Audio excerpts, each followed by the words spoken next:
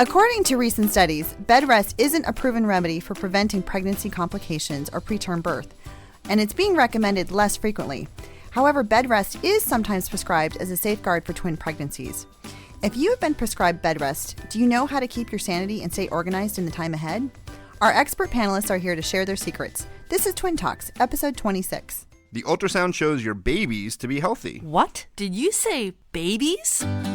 You're huge. Are you having twins? Are they natural? Which one do you like better? Twins, huh? My neighbor's cousin's brother's uncle's a twin. So can they read each other's minds? How do you tell them apart? Twins? You got a 2-for-1. Do twins run in your family? Double trouble. You're not having any more, are you? At least you're not Octomom. If you're pregnant with twins or you're an experienced twin parent, odds are you've heard it all before. Now it's time to hear from the experts. This is Twin Talks, Parenting Times 2. Welcome to Twin Talks, broadcasting from the Birth Education Center of San Diego. Twin Talks is your weekly online, on-the-go support group for expecting and new parents of twins. I'm your host, Christine Stewart Fitzgerald. Have you heard about the Twin Talks Club? Our members get bonus content after each new show, plus special giveaways and discounts. Subscribe to our monthly Twin Talks newsletter and learn about the latest episodes available. And another way for you to stay connected is by downloading the free Twin Talks app. It's available in the Android and iTunes marketplace. So before we get started, we've got our panelists here in the studio. Let's do some introductions.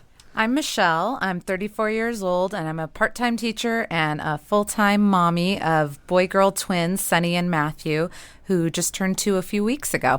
I'm Brenda. I'm 49. I'm an accountant. I work full-time, and I have 3 boys. My oldest is 13, and my twins, identical twins, are 11. Hi, I'm Carolina Rangel, and I am 39 years old, and I have 2 girls, girl, identical twins, and I'm a stay-at-home mom. All right. And Shelley. Hi, I'm Shelley Steele. I'm 30. I'm a high school history teacher, and I'm also the producer here at Twin Talks. I have 2 children, identical boys, who will be 2 in July, and I am currently pregnant with a singleton due in August.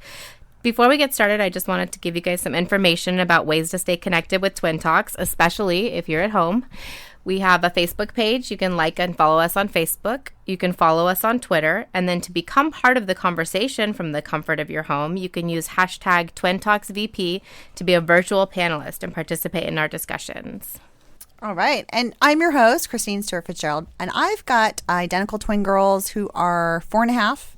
And I also got a singleton girl who is 18 months old and finally sleeping through the night. So I'm just happy.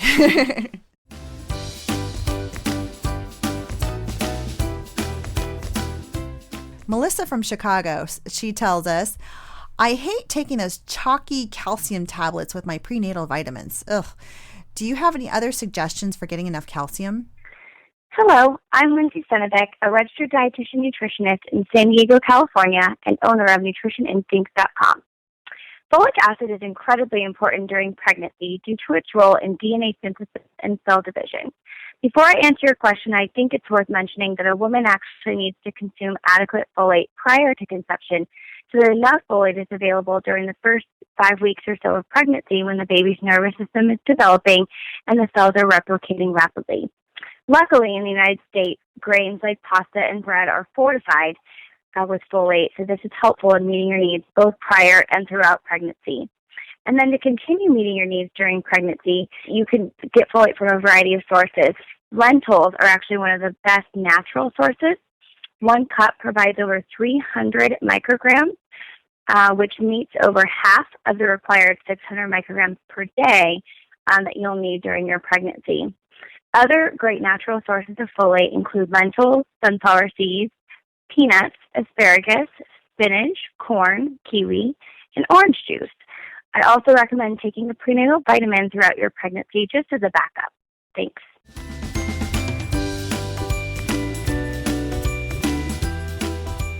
Today's topic is surviving bed rest during a twin pregnancy.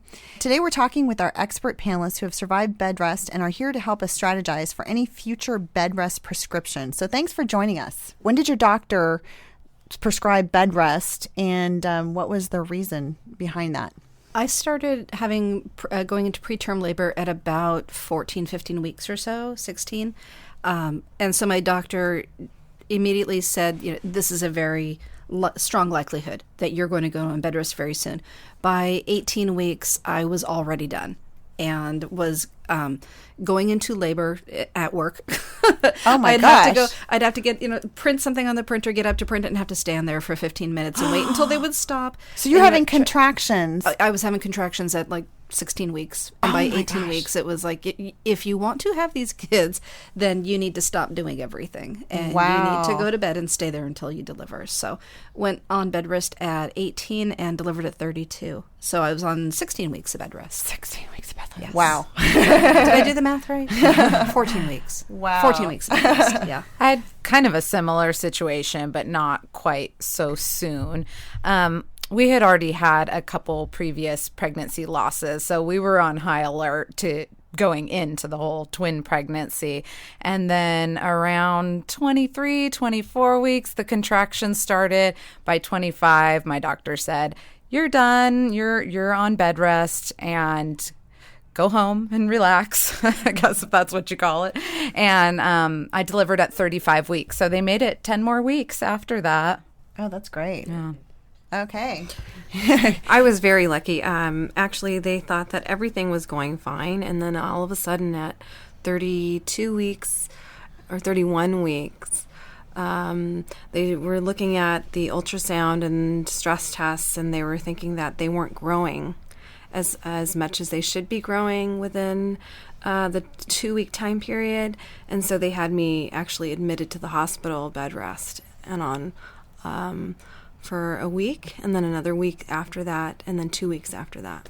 So you were past the critical point. Right. But this was just more about like, hey, let's just see if we can keep them in a little bit longer. Just a little bit longer and enough time to give them the steroid shots and to make sure that we're doing everything we can till they come out. Mm-hmm. Yeah. So you did the hospital bed rest. Right. And then I think now Brenda and Michelle was Mine was home up until a few days before I delivered. And one other thing with mine, I had already had a child and never had any complications with him other than gestational diabetes. But as far as preterm labor and all that, no issues whatsoever, to the point where they had to induce me because my due date came and went. And they said, nothing's happening here, so we need to make... And it was so foreign to me the second time around that I didn't even know they were contractions because I never really went through all of that. And I would tell my doctor, it's like really firm when I touch in here, and it gets kind of like really tight. And she said, that's contractions. We need to deal with this because that's not supposed to be happening this early. So. Wow. Yeah, and I was at home as well. You were at home as well? I did get threatened to have to go to the hospital a couple of times when I went into triage, and they were telling me, we've got to get this together, got to get these contractions slowed down, or we're going to check you in. Oh my gosh. Caroline, did you have an option? And when you went to the hospital? I didn't have an option. Doctor said, okay, you need to go home, pack your bags, and come back and see me in a couple hours. It's like, and okay. that was it. That was it. But they didn't have any room, so we were in the delivery area for that whole time period. Now that must have been really strange that you're surrounded by women having their babies. Oh, it was terrible. And so you're hearing everything that's going on. Yep, all the moaning, all the... And you had to, they had like the stress tests, or they were actually monitoring both babies at all times. Yeah, me too. So you could not actually move. You were hooked up. You were I was hooked up, and your legs were hooked up, and with compression, your leg compression. I don't know what to they're prevent called. blood clots. Oh, Exactly. right. The thing it To make sure it squeezes it squeezes, and let's go. Yeah. So Leg compression. you were in the bed completely the whole entire time, laying horizontal. Right. For weeks? Oh my gosh. A week, and then they let me go, and then they said another 2 weeks. So 3 weeks of complete inactivity. Yeah. Now, how about so Brenda and Michelle, what was the level of restriction for your home bed rest? Mine was full restriction. I only got up to, if I took a shower, I couldn't dry my hair because that was too much activity, and I knew that it was self-imposed, but it was also doctor-imposed. But I knew. I just listened to my body and, take a shower, get out, and it's like, okay, now I got to spend another 10 minutes of doing my breathing exercises to get them to stop contracting because I've been standing on my feet for 5 minutes. So, and other than that, it was in bed all day. And I had 2 non-stress tests a week and 1 ultrasound a week, I think, or I might have that backwards. But I had lots of appointments every week, so I had someone take me to that. So you couldn't drive? Oh, God, no. Wow. Not at all, no. It was very strange driving again after recovering after they were born. So I hadn't driven for probably a good 4 or 5 months at that point. And that was so freeing to get in the car by myself the very first time and go somewhere by myself to do what I wanted to do. It was wonderful. Wow. But it was very strict bed rest. I had a mini fridge in my room. My meals were brought to me. We have a 2-story home, so going up and downstairs, that was absolutely out of the question unless I was going to an appointment. I couldn't just go downstairs and get something from the kitchen. So you had to be horizontal as well? Yes, and medicated. Yes. Wow. Yeah. And Michelle, how about mine you? Mine was more of a modified bed rest, but I was under doctor's orders to be in bed unless I was taking a shower. She allowed me to drive myself to my own appointments, although towards the end that became more difficult since I'm only 5'1". I really couldn't reach the pedals with my belly being full of twins. But yeah, it was more modified. We've got all 3 levels in here, it sounds like. I will agree with Brenda, though, on the self-imposed restrictions. I could tell. If I took a shower, I mean, that was it for the rest of the day, probably, And even as far as cooking and stuff goes, I wanted to be able to still try and cook myself meals, but I couldn't stand on my feet long enough to chop vegetables. And even sitting, I think. I eventually bought a shower chair to put in there because I couldn't even stand in the shower. I did as well. Yeah, wow. I did as well. That's true. I mean, if you're in the shower even for 10 minutes, I mean, standing there and just, the whole all weight. Of that weight on your cervix, that could have been devastating. That was a very dangerous position to be in. Wow. And I was thinking on taking a bath. I mean, that probably it's getting in and out of the tub. Good luck getting up. Yeah. No, baths weren't happening. No, that was not happening. When you heard that you're going to go on bed rest, and I'm thinking also for Caroline, what was your biggest concern about, oh my gosh, you're going to be in the hospital? If I was ready at home. That was my biggest concern.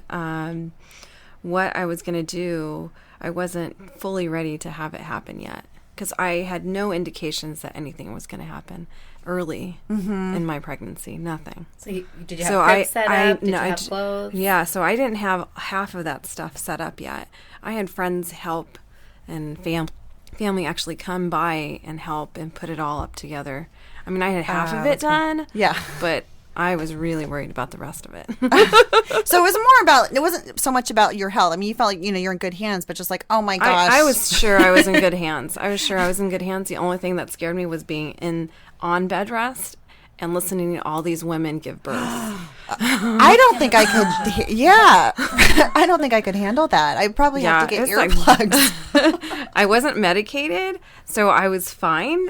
So you're so lucid listening to all these women, and I'm just like, oh my gosh, that's going to be me. Wow. It's like watching a baby story live.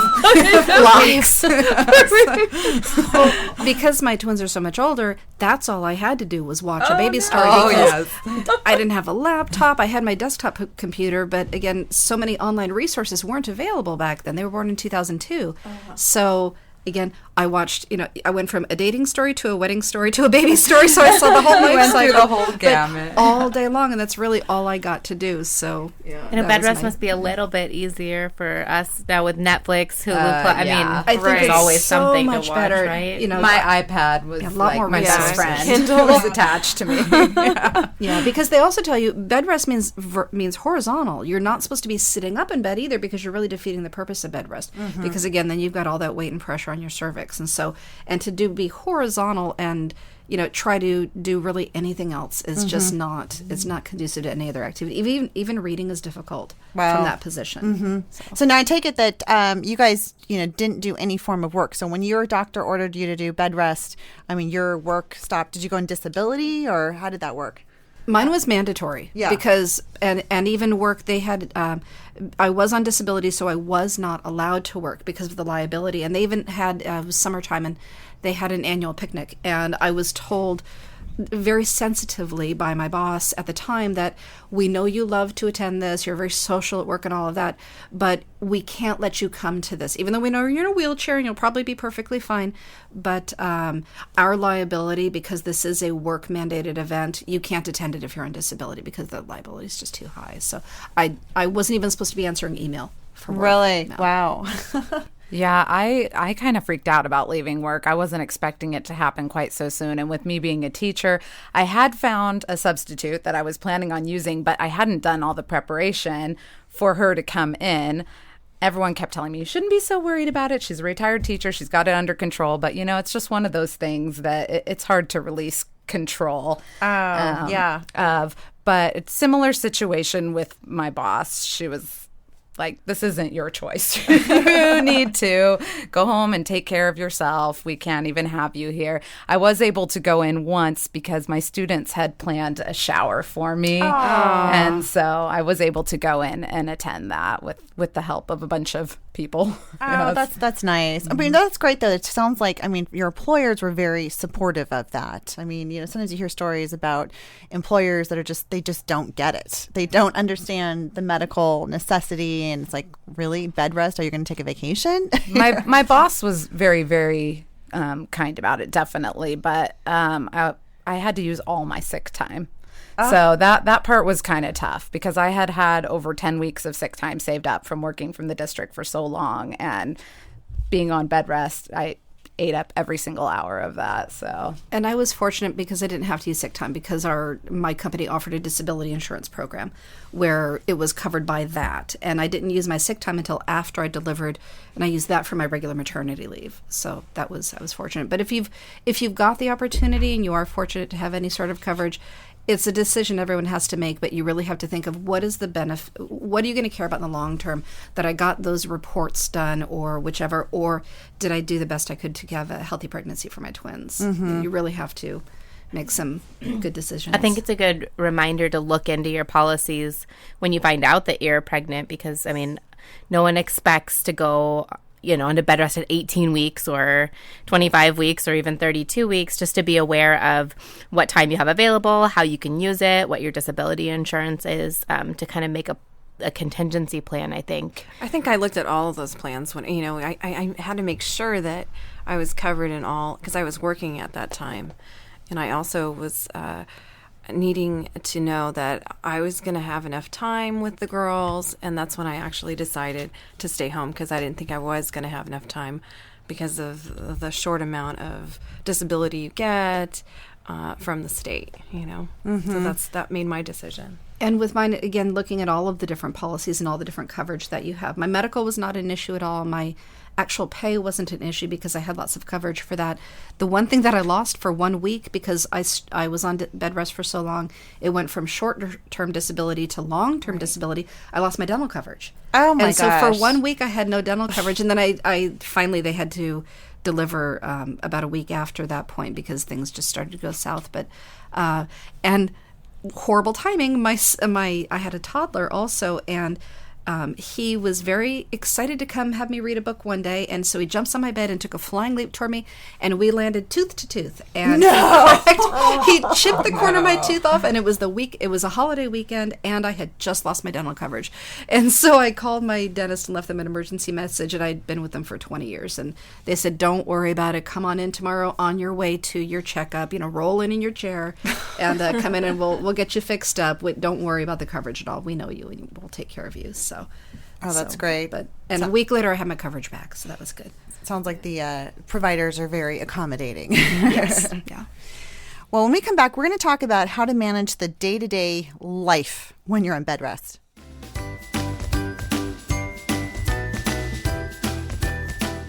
All right. Well, welcome back. Today we're talking with our expert panelists about how to keep things running smoothly at home when you're on bed rest.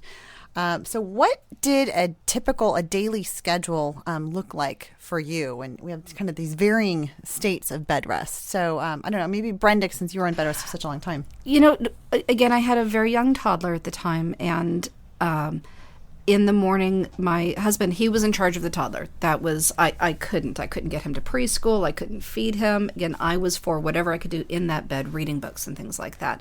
So it was sort of not supervising, but just sort of being aware of what was going on with them as they got out of the house. And then once they left, again, I had a mini fridge and a microwave in the room.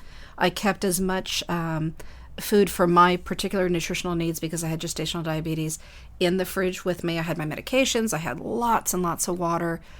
So I made sure that whoever was helping me during the week had all of those things for me. And then after that, it was a lot of boredom, quite frankly. And again, I think it's so much better today that there are so many more resources for education materials, for entertainment, for socialization online with other moms. And I wish I had that available to me back then. And I think people are really fortunate today. But otherwise, it was just, if I had an appointment that day, I'd grab again the quick shower without drying my hair. But otherwise, not a lot going on. I can imagine. Now, I know, okay, you've described yourself as a type A personality. So I'm imagining, did you actually do a little schedule for yourself? Or, I mean, well, again, I had my TV shows, and that was really all I had. So I knew it's like, well, it's 10:30. It's time to get ready for a dating story or whatever it was that day. Or, so you had something to look forward to. I did.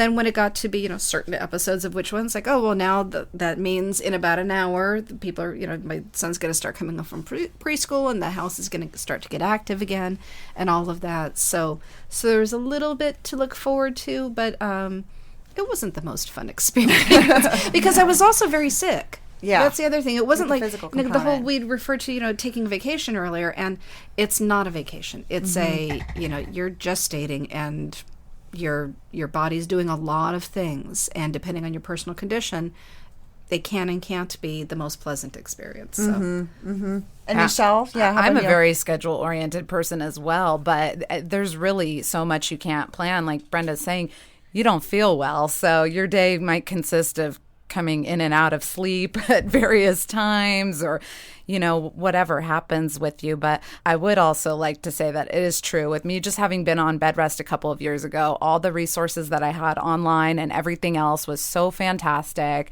I spent so much time just chatting with my online twin mommy-to-be friends, and that really kept me feeling, because I am a very social person, that kept me feeling in touch.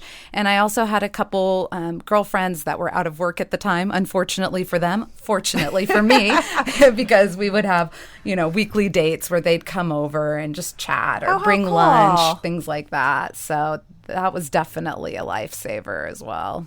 So having the friends come over in person, I think in person it does make a difference. I mean, Facebook is great. What was life like before Facebook? But it's still not the same as having somebody hang out with you for a little bit every day. That was really nice, having friends come over too. Yeah. Did you have that? On a regular basis? Yeah, that was really nice. And my friends were all working moms, so we all had our kids the first round together and then the second round together. So they all had toddlers. They were working moms, and then they were also pregnant, but they were still working. When I was on Bedrest with my twins. So I didn't get that social interaction. It was very difficult because, again, I'm also a very social person. So it was really, the isolation was very tough. I just remember being desperate for my husband to come home at the end of the day. Like, no, do not get gas, no happy hour, you just come home. Straight home. Wow. How did you guys manage the day-to-day, like the chores aspect? Your husband, did they help out? Or when your friends were visiting, did they offer to, do a load of laundry for you? How did that work? Not as much got done. Definitely didn't get as much done. But not as much got messed up. Well, right. At least in my house. True. You already had a toddler, but for me, I was just laying in bed. So it's pretty much just you at home. And then I think in Brenda, you had your food, but then you've got the little one.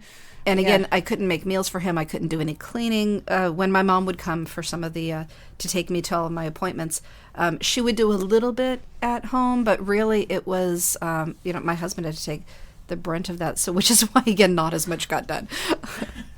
So and for me, Matt or my husband would come to the hospital after work. and camp out the night and then go to work in the morning, you know? Oh, so he slept at the hospital on one of those pull-out beds? Yeah. Oh, poor baby. Oh, poor guy. Well, I don't know. I guess you had the hospital bed, not at that much more. You got the easy end of it, really. So there wasn't really a mess at home. Did laundry get done at all during that period? I mean, or was it just, here, let's take things to the professional laundry dump it? Again, there wasn't much laundry to do. I was much. Living in the same pair of sweats for days on end. Nightgowns. Yeah. How did you guys stay organized? I mean, so I think, Brenda, you mentioned you had, your stuff kind of next to you. I mean, do you have laptops or, computer stuff or, how did you, keep organized? I had a laptop, my Kindle, the phone. I mean, we were ready. Books on disc, books on tape or whatever. I was ready. Snacks, because not all snacks at the hospital are great for gestational diabetes. Right. I mean, so you had to kind of bring your own snacks or get your own snacks. It was exciting. I got to read all of those twin books I never got to read before while I was working and busy. So you got your little library. Yeah, that was that. I found it very similar to nursing the twins. Once they were born, we had the TV tray set up with the snacks and the water and the iPad. And I mean, that just continued on after they were born. That TV tray got its use for sure. Exactly. And the mini fridge and the microwave, same thing. After the twins were born, once we started bottle feeding, they were right there. So I still have the mini fridge upstairs. We never took it down. So your bed rest nest became the breastfeeding nest. Yeah, I know when I was, breastfeeding, it's like, having the little nuts and the fruits and the bottled water and, I mean, definitely, because if you physically can't move, you literally, it's like if you can't get up and you need a little bell. I mean, I know. And I had, because again, the gestational diabetes, I had a fridge full of Glucerna drinks in there because you have to eat every couple of hours. You can't have that blood sugar fluctuation. So again, having something right next to me that I barely even had to get out of bed to reach was critical. And then you probably had to measure your blood glucose. So I did. So I had that as well. I had my glucose meter and my test strips and all of that. And again, my medications that I was on that were trying to make the contractions subside a little bit, not quite so successfully towards the end, but yeah, all that had to be available. Wow. Right. And so we talked about kind of the entertainment, books and having Facebook and email. What about, that's kind of, staying connected with, the friends and family. Was there anything else that kind of keeps you sort of mentally and emotionally active? If you're being really alone so much. I spent a lot of time calculating and decision making for as far as my job when the twins were to come, because we still hadn't made a decision at that point as far as if we would do daycare, how much daycare we would do. So I had every single scenario worked out as far as if I work 1 day a week, if I work 2 days a week, if we get a nanny, if we go to an in-home daycare, that type of thing. So it was kind of nice to have that preparation. It gave me something to keep my mind stimulated and feel useful while still in bed. Mm-hmm.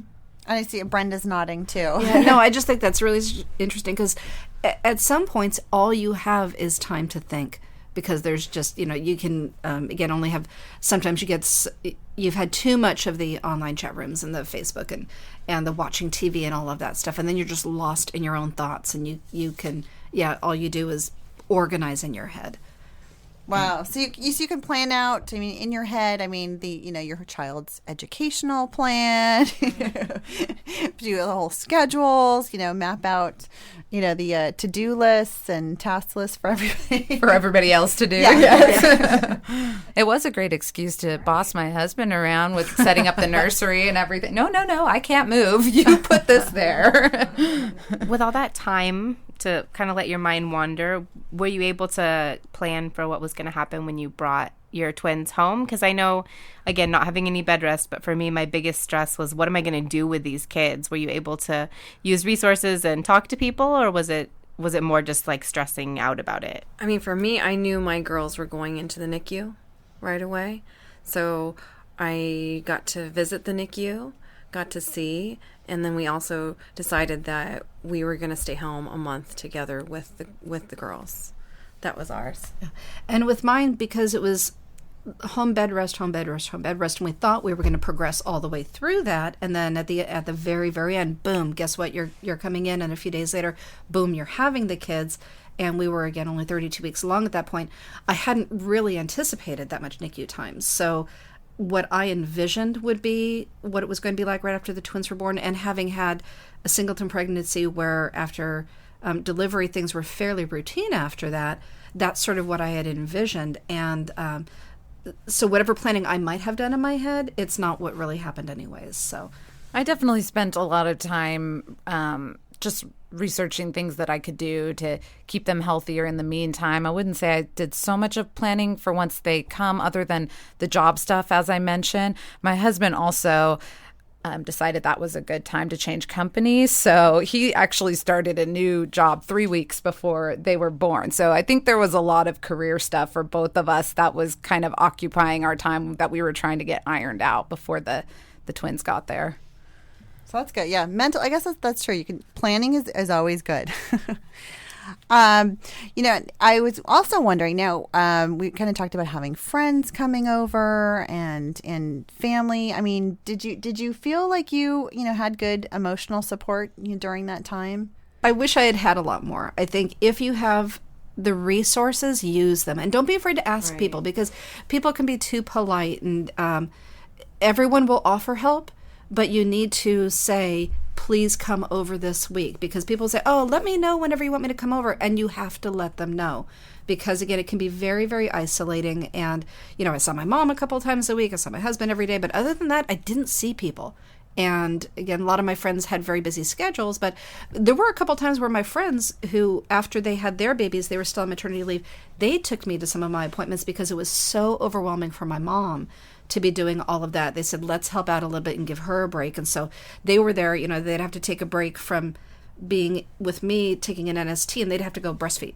And so we, it was a little bit more of help, but use people as best you can, and don't be afraid to be a little bit more vocal. And you're not being impolite, because people want to help, but you need to give them that open door to help. Mm-hmm. That's a great point, because I can imagine, some people would say, well, I don't want to be intrusive. I don't want to be invasive. I mean, maybe if you're not feeling so well, I don't want to come over and hang out too long. So that's great that you can tell them, no, I really do want you to come over. And you make the appointment. Yeah. And have them come. That's some really great advice. Well, I want to say, hey, thanks so much to everyone for joining us today. And for more information about managing your bed rest with a twin pregnancy, or for more information about any of our speakers and panelists, visit our episode page on our website. Now, this conversation continues for members of our Twin Talks Club.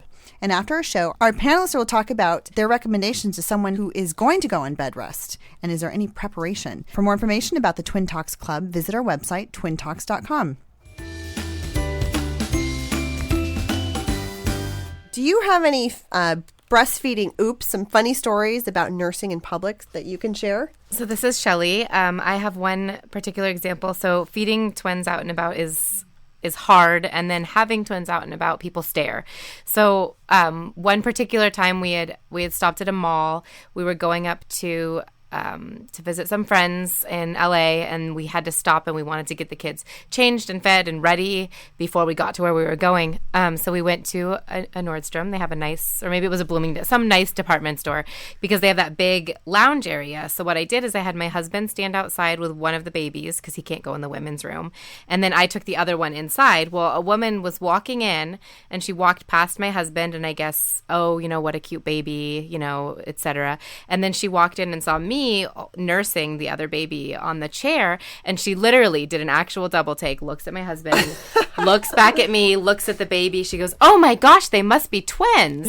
And of course the baby who was nursing, it was at peak distractible point, unlatches and turns to stare at her. So now I'm completely exposed and leaking milk, and my baby is staring at her, and she looks at me and she says, oh, he must be done. Should I get the other one? No, he's not done, and now we've lost him completely. I couldn't get him back at all, and so I'm like, well, I guess so. And I start to try to pull up my shirt, and then she starts talking to me. What's it like to have twins? Are they identical? They look the same. They must be. And I'm sitting here like half exposed with the baby who's not done eating and my husband waiting out in there. And it was just like, oh my goodness, are you kidding? No, that's so interesting that she was volunteering to help.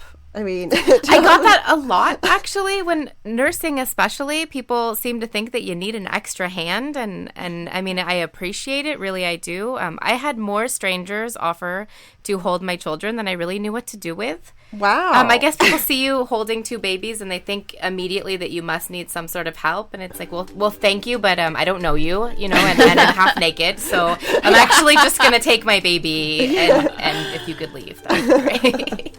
Wow. Well, that wraps up our show for today. We appreciate you listening to Twin Talks. Don't forget to check out our sister show, Preggy Pals, for expecting parents, and our show, The Boob Group, for moms who breastfeed their babies, and Parent Savers, your parenting resource on the go. This is Twin Talks, Parenting Times 2. This has been a New Mommy Media production. The information and material contained in this episode are presented for educational purposes only. Statements and opinions expressed in this episode are not necessarily those of New Mommy Media and should not be considered facts. While such information and materials are believed to be accurate, it is not intended to replace or substitute for professional medical advice or care, and should not be used for diagnosing or treating healthcare problem or disease or prescribing any medication. If you have questions or concerns regarding your physical or mental health or the health of your baby, please seek assistance from a qualified healthcare provider. New Mommy Media is expanding our lineup of shows for new and expecting parents. If you have an idea for a new series, or if you're a business or organization interested in joining our network of shows through a co-branded podcast, visit newmommymedia.com. Hey mamas, don't forget to check out Mighty Moms. It's our online community built for new moms just like you. Not only can you connect with other moms, but you can also join us backstage for special mom-only online events. And you'll also be notified when we're recording, so you can join us as a special guest. Visit our website, newmommymedia.com, and click on the Mighty Moms banner. It's free. That's newmommymedia.com. See you there.